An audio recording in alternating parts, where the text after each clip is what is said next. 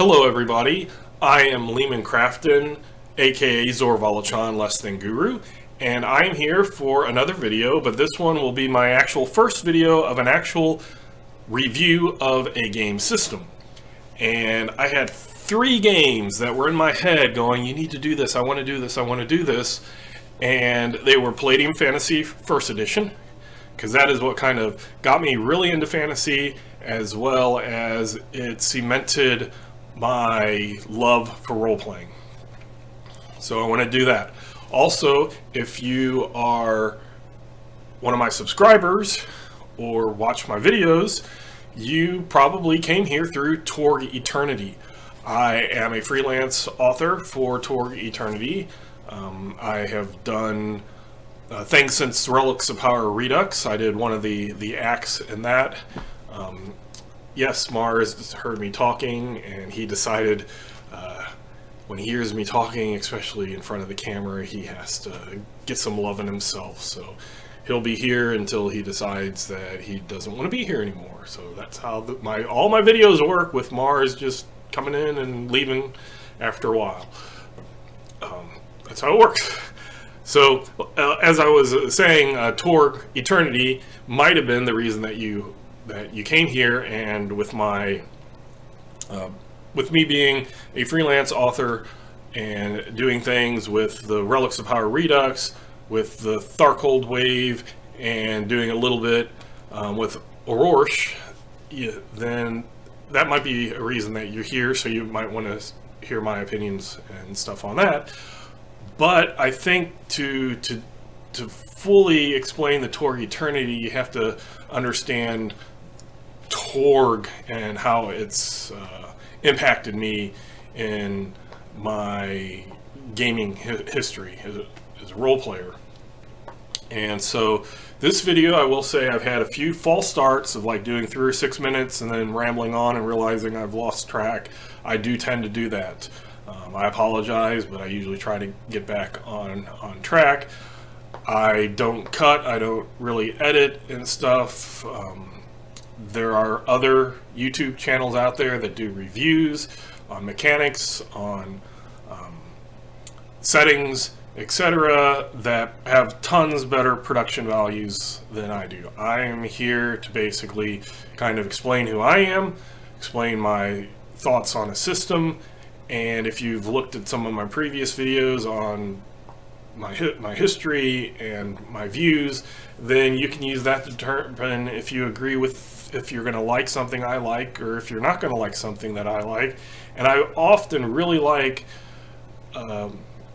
reading or watching contrary views. Something that somebody's like, I don't like this because of this, I don't like this because of this, and I'm like, oh wow, that's something that I might actually like, because you might not like it, but I do, and vice versa. So this is going to be in parts, because I said I had a few false starts. I had a really huge false starts of 3 hours yesterday. I did a huge, just all-encompassing rambling until I got everything out about Torg that I wanted to get out, and then when I went to look at the video afterwards, I somehow had missed that it had a photo head thing box, face box, the entire 3 hours. Somehow when I was kind of watching the screen as doing it, I knew that this was here, but I thought it would go away. Kind of like when you take a picture and it's there, and then you take the picture and it goes away. It did not go away. And one, I didn't want to subject you to a frame of my head going around in the video for an entire 3 hours. It was actually 3 hours, 1 minute, as well as, even though I wanted to get everything out and make one big video of a, go big or go home, I do understand 3 hours is a lot of time to ask for people. So I'm going to break this up into sections. I don't know how long each section is going to be, and then I don't know how many parts it's going to be. I'm kind of thinking there might be 4 parts, maybe 5, we'll see. I'll just do them as I do them. The first part is going to be my history with Torg, so you can understand what Torg means to me and my thoughts of Torg, and you can kind of get that. So then when I do the setting, and then I do mechanics, and then I do a pros and cons and why my opinion is that way, and then maybe like a wrap up. You'll understand where my thoughts are coming from. So, with that being said, I do want to do a shameless plug. So I am a writer for Torg Eternity. I did not write in the core book, but I did. My first thing was Relics of Power Redux, which now is on pre-order on Amazon. So shameless plug there. I don't get any royalties. I just think I'm very, very proud of the team that did this. Deanna Gilbert, she put the whole thing together, contacted everybody, helped us with our writing, making it an awesome thing. I love Torg. I love Torg Eternity. If you watch Torg, these videos, and it's something that you're like, oh wow, I like, but you don't like PDFs because it's been out of print since 1995, and you want something similar, well then you get the new iteration of Torg, which is Torg Eternity. So that's another reason. Like I said, I do not get royalties or any favors or anything for this, but full disclosure, yes, I am a freelance author for Torg Eternity through Ulysses Spiel International, and you'll see me on panels and stuff on UlysseCons and things like that, or just you know, I'm associated every now and then with Torg, so that's full disclosure. There's no other, you know, no hidden things of me going, I'm gonna get some royalty if people, you know, buy it. No, I got paid for my work. It was a one-time payment, and that's it. So let's get into Torg the original. So history, and if you saw my earlier video on kind of my history in role-playing, you might remember that when I first went to college, university, I went to Purdue in Indiana. I lived back then in Missouri. I live in Missouri now, and I went to Purdue in Indiana. And the first year, I found a fantasy club.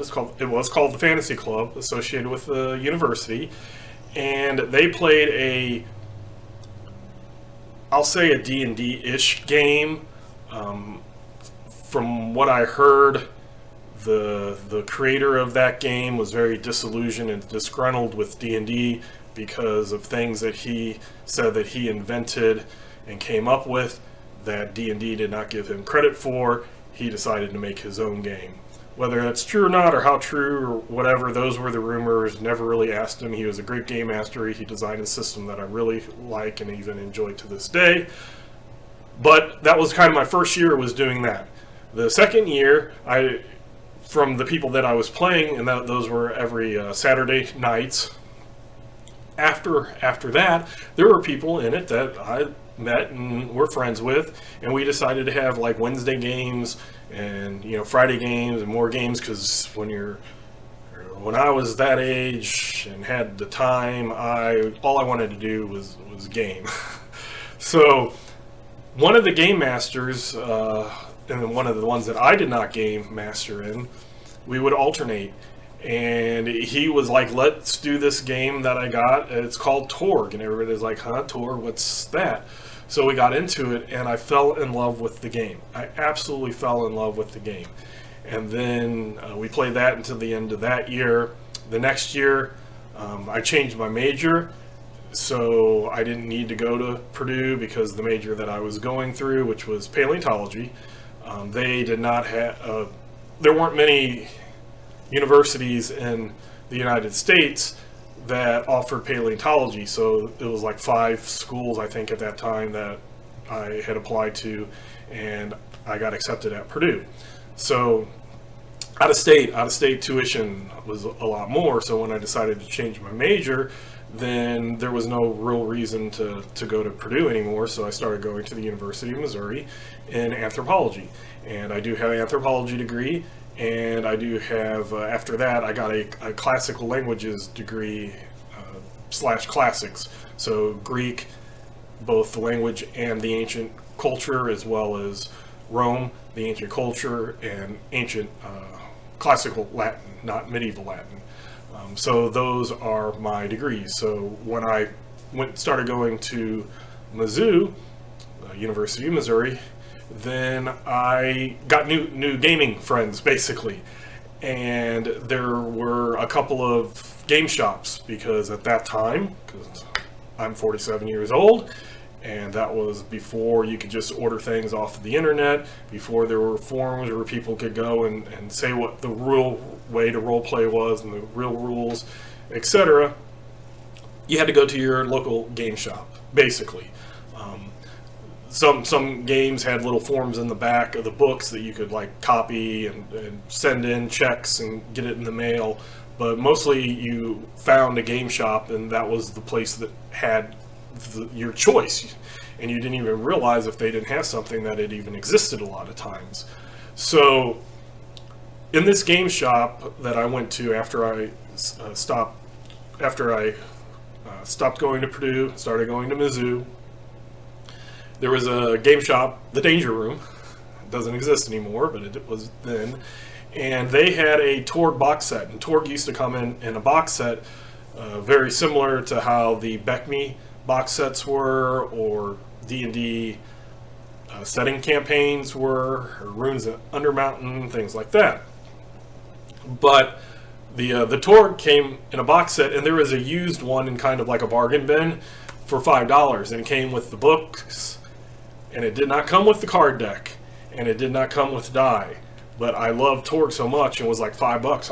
I'm buying this. So I bought it, and I started reading the rules. I didn't realize that the game master who I played under had changed some of the rules, and I don't know if he didn't realize what the rules actually were, or if he just changed them and didn't tell us they were house rules, etc. Don't really know. He was a great game master. I love Torg. I kind of got into it. I was able to find an actual new boxed set and bought that, and that got me into Torg. Now, during that time, Torg, the main book, was the source book here.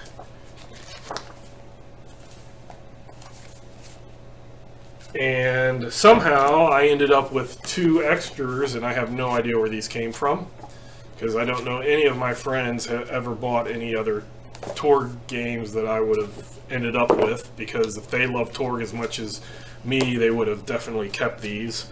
And then the one that I bought that actually was a new, it fell apart, and I ended up buying a folder and a hole punch. Actually, I did the hole punch specifically for Torg, and 3-ring binder, and made my Torg book. So I have 4 copies of Torg.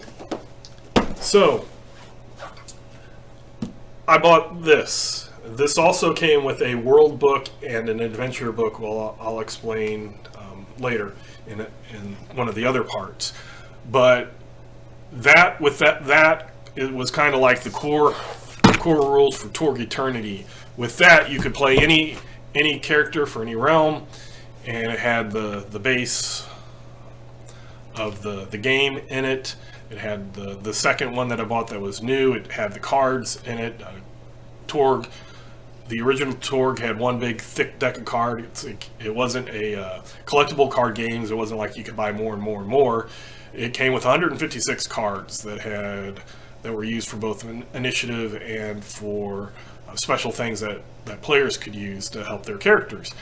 And it came with blank cards that were nice, because as time went on, they would add cards to the game that you would print off. And then what I did at the time, because it was before the sleeves for like magic cards and stuff were very popular, I took glue and put it on the blank card, and I think they ended up with 161 cards after that. So they got like 156, 161, and so five extra cards. Although it seems like there's more, so maybe I'll have to take a look at that when I actually get out the card deck. But to continue, so this was, say, when I was first introduced as a player, it was probably around 1992. So it wasn't when Torg first started. And then when I got into it and I decided to game master, and again, this was one of those where I met a few people. Actually, I will give a story, and that's one of the things I'm going to do in all my reviews and stuff. I'm going to give anecdotes and personal things, because I know that there's other places that just kind of do facts, what's the setting, what's the mechanics, and maybe like, oh, I did this and I did that. But I really want to show my personal experience so you can understand everything and why I'm doing this. So my personal experience when I started going to Mizzou is I'm walking down my dorm hall and I hear people talking D&D. They're rolling dice and you know, talking about, you know, I don't clerics, you know, something, and I just kind of like stopped, looked in, and was like, "Oh, you're gamers," and they're like, "Yeah, we're gamers," and I'm like, "I'm going to join your group," and there are players, you know, this was 1993, 91, 92, 92, 93, yeah, 1993, and we're still friends and game together to this day. So awesome. They were roommates. I lived a couple of doors down, and we were playing D&D, and then at some point I was like, hey, let's play Palladium, and then I was like, hey, when I found Torg, then I'm like, you want to play this game. And the very first two characters were a corporate ninja and a Royal Canadian Mounted Police. So those were the first PCs, and since it was just the three of us, I had a couple of GM PCs that came in. One was based off of my previous character that was from the other game, which was Priestess of Dunad from Isle, a magical fantasy world. And then the other one was the Amazon from the Nile Empire template. So the four starting Storm Knights in my campaign were the Corporate Ninja, the Royal Canadian Mounted Police, the Priestess of Dunad, and the Amazon Warrior. So that is cool. My original group, like I said, I was a Priestess of Dunad. We had a Knight Templar, Cyber Knight from the Cyber Papacy, and a person who took the templates for the, I think it was either like the Crazy Victorian or the Escaped Lunatic type from an asylum Victorian, and a Sakellum Priest, and kind of mashed them together and made a Crazy Priest, which was a really cool character that I enjoyed. The player playing that immensely was great. And we had a Isle Wizard. We had another one of the ninjas. There were two, Corporate Ninja and Contract Ninja. I don't remember which one they were, but we had a group like that went pretty cool. And that's one of the things. Torg has the multi-genre. You can have a wizard, you know, with somebody that has cybernetics, you know, like a fantasy wizard, a Gandalf type, you know, wizard with another character who is a cyber, you know, Templar, and then you have a Victorian crazy priest who's turning dinosaurs into pillars of salt, like Lot's wife from the Bible, because that's what their miracles are based off of, like bad things that happened in the Bible, like, you know, curses and retributions and stuff like that. Torg is a system I absolutely love, absolutely, and so I got them involved in it. And for the longest time, I've only had a handful of books. I was able to get the core books. I was able to get the Relics of Power, which is wonderful. Relics of Power and the original Torg is considered like the best Torg adventure ever. And it's still considered by many as, you know, it's the bar. It set the bar extremely high, and pretty much everything after that was below the bar. But it's an excellent adventure. It was a three-parter. The first one came with a Game Master screen that was very useful, and I still use whenever I would do Torg. And it just, I had those three books. I had maybe Isle and I want to say I had a few of the other books. When I get into the settings and I look at the books, I'll probably be able to remember which ones I had. But I was limited. I did not have all the source books. I definitely did not have all the adventure books. And for a very long time, I only picked up a couple more books. I was able to pick up the Pixog's Practical Grimoire, which is like a spell book on all the spells, as well as the spell creations. I was able in Germany actually to pick up the cleric books that had all the miracles and rituals in it. I never even knew it existed until I went to Germany in around 94, 95 and went to a game shop there and saw it, and it was in English, and I snagged it and bought it. And then maybe a couple of other books until the early 2000s, or like 2000 to 2002, West End Games had sold Torg off to another company, and they were doing a liquidation, and they were selling their books for $2 for a book. So I like went down the list and was like, I'm getting one of everything, and got even an extra card deck through them. Through that, and I was able to get pretty much everything. I already had Isle, luckily, because they didn't have Isle, and they'd already sold out of Cyber Papacy. So for the longest time I had the World book and I had the Godnet book, but I never had the Cyber Papacy book. Finally did get that off of eBay. But during that whole time I was game mastering Torg very, very well, and that's one of the things that's always cemented my idea that you don't have to do everything official. You can have changes and plots and High Lords and adventures, and when something new is published and sent out and you get it and it's different than what your own ideas are, don't worry about it. You don't have to go that way. And there's video from a Ulysses Spiel Halloween panel,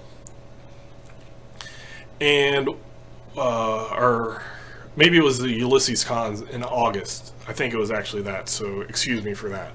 And it's on YouTube. You can look up Ulysses Spiel International and look for the Ulysses Con panel on making Torg your own. And one of the things that is awesome, I think it's excellent about Torg, is they put it into canon. Basically, Torg is a big, huge thing called the Infiniverse, which is like everything Torg, period. Each game master is their own Cosmverse within that Infiniverse. So everything is canon. Everything can be different. It doesn't have to be the same in every game table, and they set that up within the whole world lore. And that is absolutely amazing. And they even go so far as in Torg Eternity to say this happened also. So this happened, this is happening, anything that any past game master did happened, anything any current game master does happened, anything any future game master does happened, and it's canon. So when I specifically talk about Torg and Torg Eternity, when I say canon, it means the lore. It means what's accepted as being true. And you can have two diametrically opposed things, and they can both be true in canon because canon allows it. Now, if I'm talking about what was published, I will use the term official. So, like the Torg Eternity on Drive-Thru RPG, you can go and there's a group of non-official material known as the Infiniverse Exchange that people like myself and other people have written to. My shameless plug for this will be the Paraverse. The Paraverse is my product on there, but there's people with one or hundreds of products out there. They're all canon. They're not all official. So there's a difference. That's how I distinguish it. Every rule, everything that is in at any table is canon. It's separated. They're their own Cosmverses within the Infiniverse. So that's kind of a thing that I think is like super awesome. So from when I started game mastering in say 93-ish, 1993-ish through 2000 and probably 2002 to 2005, it wasn't like I had one campaign that lasted the entire time and I didn't game anything else besides Torg. But I did have those same characters go through that entire time. So we would play a few years, and then we would pause and play other games, and then we'd come back to those characters, and we would do new things. And as I would collect books, or at that early 2000 times when I got all the books, I was able to read up on them and go, wow, the world and the war went completely sideways from where I was going with it. But again, I didn't really care, because that was canon and mine was canon. I didn't worry about it. I chose what things to include. Anything that kind of my party did other things that invalidated it, fine, that invalidated it, no problem. And that's how I think any Torg Eternity, you should do it that way. Don't feel restrained by what is official.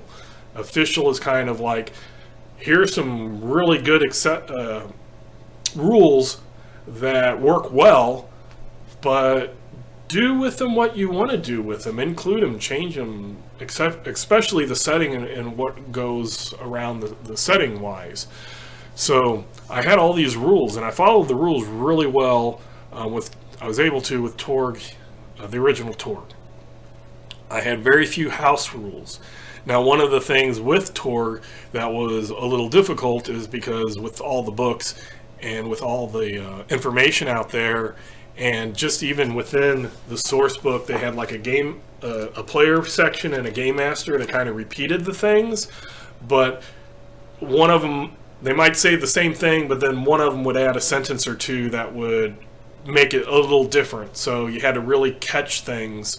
And finding all the rules sometimes was difficult.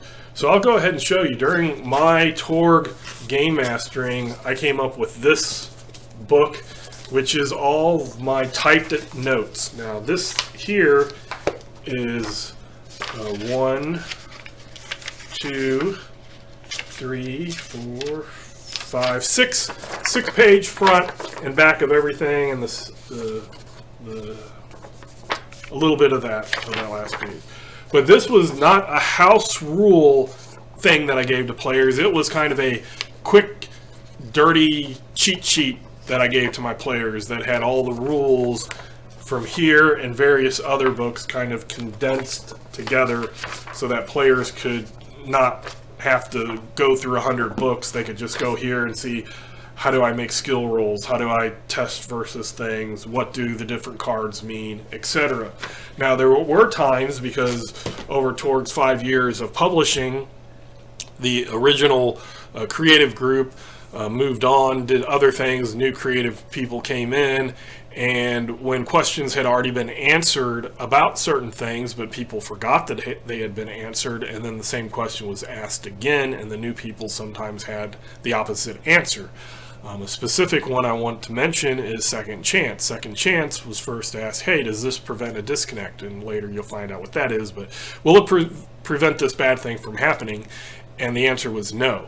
And later on, they asked, hey, does this, later on people forget, new people come in, players don't realize that there's already been an answer, and they ask the same question, and the new people were like, yes, it can prevent it. So the first people say, no, it can't prevent it. The second people said, yes. So when you had two contradictory rules, then I, as a game master, had to determine which one fit in my Cosmverse. So those were kind of partial house rules, or rulings, especially when you had two diametrically opposed rules. You need to determine which one you're going to use. So a lot of my, rule, like things that people might consider house rules on here, were basically because I found two rules in two different spots. They say completely different things, and I had to figure out which one to use. But in this was like everything that I also had as a game master. It has a lot of that information in it. It had charts. I was in college at the time, so I had like my first thing about how Torg works was Torg 101, and then Magic was Torg 102, and martial arts was Torg 103, and clear Torg 105. Just things like that. But I listed out, like, here's power push tables that they had when I'm going through Magic downtime. A lot of things could happen between adventures, and I wanted to kind of make a standard of what you could do and what you couldn't do, so all the players knew exactly what their limits were. So it wasn't like somebody was wanting, oh, between adventures I want to do this, and I want to buy this and this and this, and I want to go and get this skill and this skill, and then somebody else is like, I want to learn how to cast this spell, or I want to make a spell. You know, how do you make that even? So I thought about, you know, how much and what things you could do. So I had a downtime system for that. And I put a lot, I mean, you can see this is quite a bit of information, and it was also to make it easier, because sometimes you did have to do piecemeals, like my 102 magic is in most of the realms, but they had different flavors and they had different things that might happen with the magic and stuff like that. So I spent a lot of time really deep diving into the mechanics of the game and condensing it and putting it all together for myself and for players. So if I had a person who had a mage, a wizard, I could give them, you know, the magic and say, this has all the rules in it. And it just made it easier for me as a game master, and easier on the players. Another thing that Torg had, like I said, when you got those different answers, it was because of this monstrosity. This here is the Torg Infiniverse.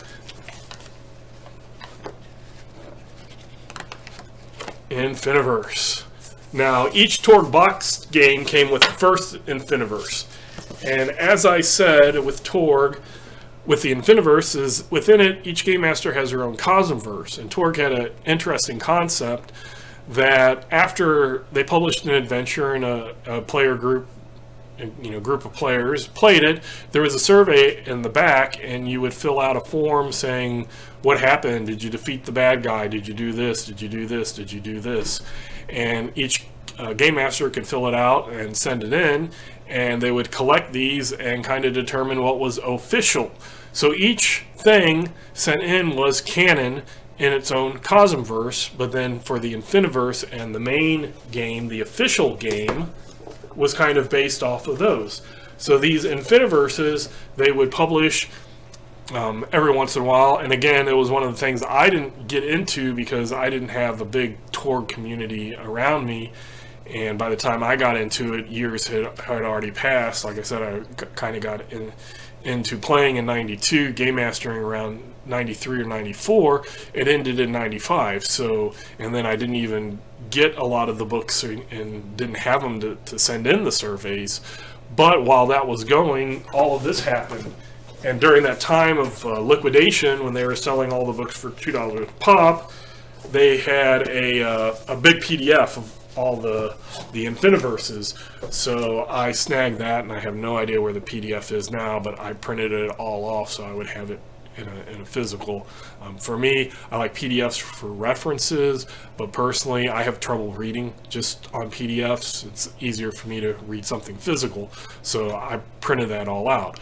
But that's kind of how the Torg experience and my experience. Now, one of the things with Torg, and we'll get into when we talk about the rules of Torg, is there's different axioms. One of the axioms is tech, and core Earth, which is kind of based off of our world. That's the cats, Mars and Muse, chasing each other. Muse is shy; she doesn't like people, so she won't get on camera, but Mars will. But that noise is them having fun.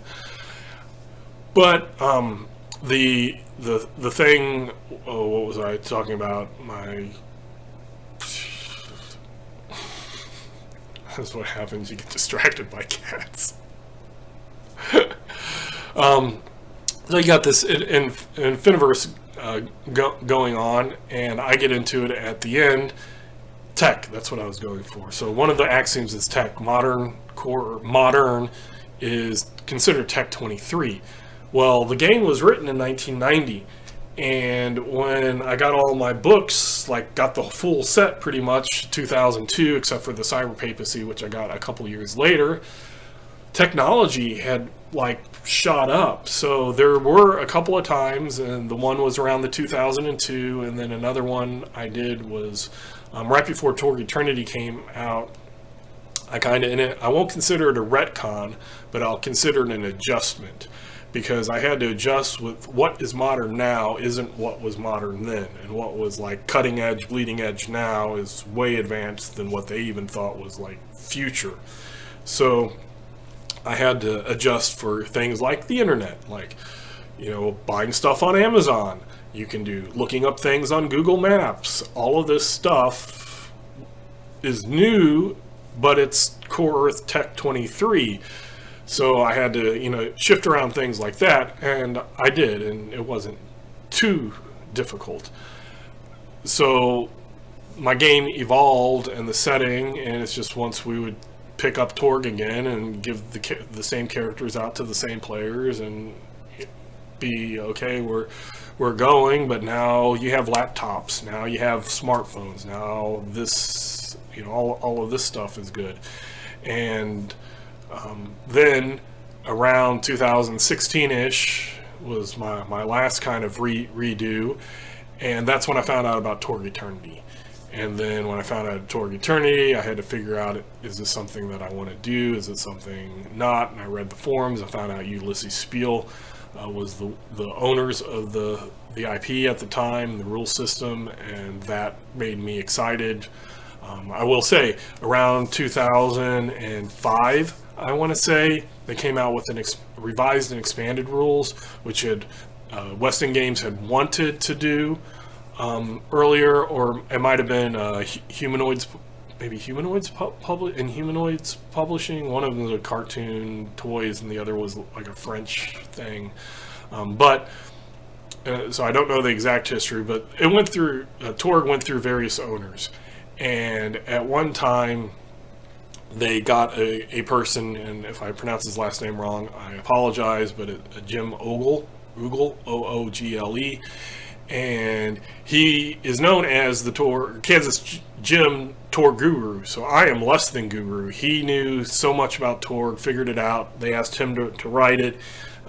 From what his website used to say, I don't know if it's on the web anymore, but basically, from what I remember, he had said that certain complications had made it so that his final version was way after the deadline, and the original people he wrote it for didn't publish it. But at one time, an independent individual had bought the rights to Torg and wanted to have a new edition, and as a way to hopefully generate interest and funds to do that was to publish these rules that had already been kind of tightened up into the revised and expanded edition.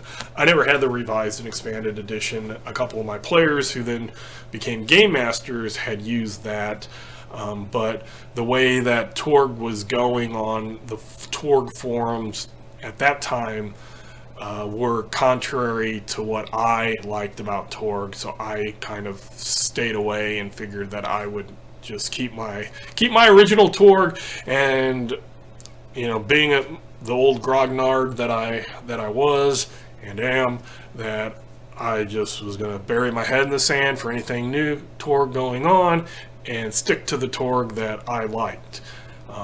Again, 2016-ish, 2017, or, you know, late 2016, early 2017, I was starting a new system, a new campaign. I decided to go ahead and retire all the people or all the characters that had been playing and start completely fresh, which actually ended up working well, because then Torg Eternity came out soon afterwards, and while I was dealing with the do I want to try the new system, do I not, I wanted to buy the book and see what it was, and then I bought it and I couldn't figure out which one I liked better. So then it was easy to transfer newer characters, you know, convert them from original Torg to Torg Eternity. We played a few times, couldn't figure out which one we liked, because to us they both were Torg. Now I will say other people might have different opinions, but if you look at it, Torg is Torg and Torg Eternity is Torg. And if I'm playing any of them, I can be going, I am playing Torg and I am happy, happy, happy. But we couldn't decide which we thought was better. And to us, they both had pros and cons based off of the differences. But the core in there, the core things are Torg. And one of the things that happened was, and I've mentioned this before, is Ulysses Spiel has this Infiniverse exchange, which allows you as a person to make content based off of Torg and put it on Drive-Thru RPG. But one of the conditions is you can take the old stuff, you can take the original Torg stuff, and you can convert it over to Torg Eternity, but you can't take the Torg Eternity stuff and retro compatible-ish retro convert, I guess is a phrase. If not, I coined it, it's here. But you can't retro convert it from the new edition to the old edition on the Infiniverse exchange. And I wanted to do an Infiniverse product, so I went the other way, the way that was allowed.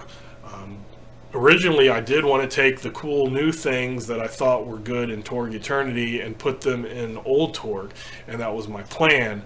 But I kind of then did the opposite, as I took the old things that I thought were, if not essential to Torg, were things that I really enjoyed that were left out or changed, and I wanted to bring those in, so I kind of did that. And it's a pretty successful product, actually. I think it's a silver little badge metal thing there. I can't remember what they call it. They have different levels. For a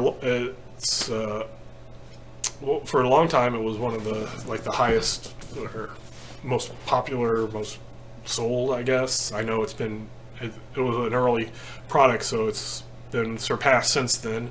But it's something that I really loved doing, and by doing that, then I got asked to do Relics of Power, which I'll promote again. Redux, the second. It's not a conversion at all. It's a completely reimagined Relics of Power. It keeps hints, words might be the same, but have different meanings and stuff like that. So if you've played the original Relics of Power, you'll be able to play the new one, and you're not going to be spoiled with anything. And that's kind of something that I think is pretty cool. And from what people have been saying, they think this is a good successor to the original Relics of Power, and that's an honor completely to have been part of that. So, as a wrap up for this one's been 42 minutes, so my just intro part 1 of Torg has been 42 minutes. By the time I ramble my ending, it'll be 45 minutes at least. But I do thank you. Like I said before, my next parts, I'll either do setting or mechanics, probably setting and then mechanics. But I do want to thank you. If you enjoy this, you can like it. If you did not enjoy it, you could dislike it. If you want to know when my content comes out, you can hit the subscribe button and get me above 13 subscribers. I do thank you, 13. I laugh about it, but that's more of self-depreciation, I know I'm a less than guru. I wouldn't put I would be a pompous person if I couldn't make fun of myself. I make fun of the fact that I have a failed RPG that I designed that I thought was pretty damn good, and apparently nobody else did. But I have succeeded. People like my writing if they might not like my game designing, which are two different things. Hopefully I've learned a lot since then and stuff like that. So you can do all that stuff that all the other YouTubers say. Again, I try to just kind of give you my views, my history, and everything, so that when you get into the setting and when you get into the mechanics, and especially when you get into what I view are pros and cons, you can think back and go, he's saying this because this is kind of how he said that he views things. So thank you very much. Hopefully I get this put on YouTube tonight, which is December 23rd, so tomorrow is Christmas Eve. So if you are a person who celebrates Christmas, then I wish you a Merry Christmas, at least the December Christmas and not the Orthodox Christmas, which will be on January 7th. And I might just bang these out every day over the next few days and until it's done. I might just start recording again, put another one out tonight. I don't know. We'll see how I feel. So I do want to thank you. Again, I am Lehman Crafton, aka Zor Valachan, less than Guru, and that is my history of my involvement with Torg, the original.